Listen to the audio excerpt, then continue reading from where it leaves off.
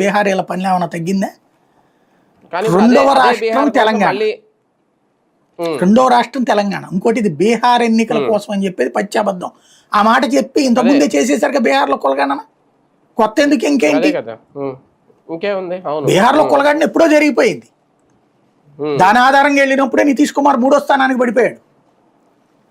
అక్కడ కులగణన ఆధారంగా ఓట్లు వస్తాయి అనుకుంటే నితీష్ కుమార్ ఫస్ట్ ప్లేస్కి రావాలి కదా, 3వ స్థానానికి పడిపోయాడు. అక్కడ ఎందుకు అబద్ధాలతో ప్రజలు మోసం చేయడం? మనం ఫస్ట్ చేసింది బీహార్, తెలంగాణ రెండవది ఒప్పుకుందాం. ఫస్ట్ చేసింది బీహార్, ఇది ఒక అబద్ధం చెప్తున్నారు. రెండవది వచ్చేటప్పటికి మార్చేస్తాం మొత్తం అంటున్నారు కదా, వెరీ గుడ్.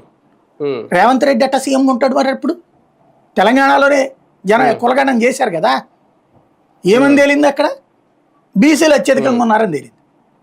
మరి రెడ్డి అట్ట ఉంటాడు అక్కడ సీఎంగా? కర్ణాటకలో చేశామంటున్నారుగా, కర్ణాటకలో డికే శివకుమార్ సిద్ధరామయ్య ఎందుకు ఉండాలా? వేరే వాళ్ళు ఉండాలి కదా.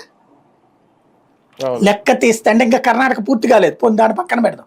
తెలంగాణ అయితే అర్జెంటుగా మార్చేయాలి కదా, హిమాచల్ ప్రదేశ్ మార్చేయాలి కదా. కర్ణాటక ఆధారంగా అక్కడ జరిగినట్టు జరగాలంటున్నారు.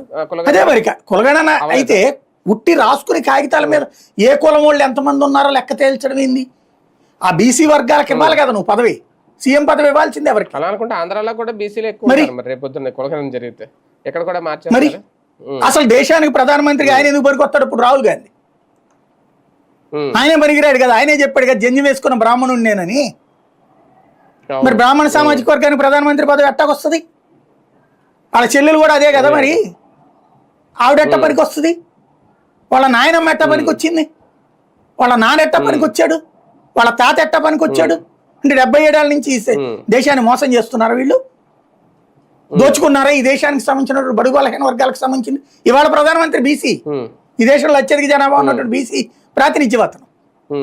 ఇవాళ మధ్యప్రదేశ్లో ముఖ్యమంత్రి బీసీ, ఛత్తీస్గఢ్లో ముఖ్యమంత్రి బీసీ, రాజస్థాన్లో ముఖ్యమంత్రి బీసీ, బీజేపీ ముఖ్యమంత్రులు బీసీలు ఎక్కువ. బీజేపీ ఇచ్చింది ముఖ్యమంత్రులు కానీ ప్రధానమంత్రులు కానీ బీసీలని. మరి కాంగ్రెస్ ఇవ్వలేదే. ఇక్కడ అసలు తెచ్చిందే అందుకు కాంగ్రెస్ పార్టీ. నరేంద్ర మోడీని ముందు పెట్టి బీసీలు, ఇంకోటి భారతదేశ చరిత్రలోనే మొట్టమొదటిసారి ఓబీసీ రిజర్వేషన్ తెచ్చిన నరేంద్ర మోడీ. తద్వారా బీసీలకు సంబంధించినటువంటి న్యాయానికి, ఓబీసీలకు సంబంధించిన న్యాయానికి వాళ్ళు వారధులవుతున్నారు కాబట్టి దాన్ని